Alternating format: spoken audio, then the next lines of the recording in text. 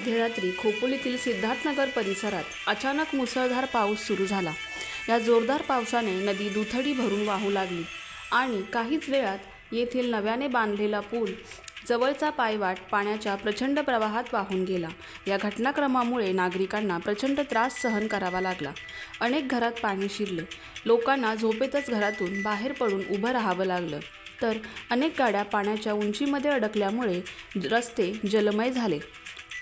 या सर्व परिस्थितीने सिद्धार्थनगरचे नागरिक फक्त निसर्गाच्या तडाख्यावरच नव्हे तर प्रशासनाच्या कमकुवतीवरतीही गंभीर प्रश्न उपस्थित केले आहेत। या भागाचा विकास आराखडा नुकताच तयार करण्यात आला असून याबाबत अनेक नागरिकांनी आपली नाराजी मांडली होती की प्रशासनाने त्यांची मते ऐकली नाहीत आणि त्यामुळे या भागातील बांधकाम कामे अधुऱ्या, अशक्य आणि निसर्गाच्या जबरदस्त पावसाला तोंड देण्यास अपयशी ठरली आहेत।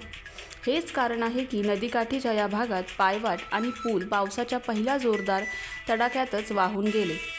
प्रशासनाला विचारण्यासारखा मोठा प्रश्न उभा राहतो की जर या भागात इतका पाऊस वेळेपूर्वी आला तर प्रशासनाने यासाठी कोणती पूर्वतयारी केली होती आणि जर नवीन बांधकाम पावसाला तोंड देऊ शकत नसतील तर नागरिकांचे रक्षण कसे होणार?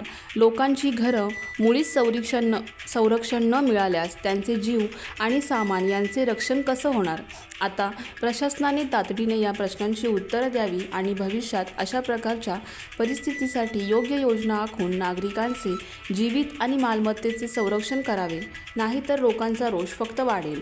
सिद्धार्थनगरमधील या घटनेतून प्रशासनाची जबाबदारी आणि योजनेतील दोष स्पष्ट झाले आहेत आणि यावर लक्ष न दिल्यास भविष्यात आणखी मोठ्या आपत्त्यांना आमंत्रण देण्यासारखे ठरेल।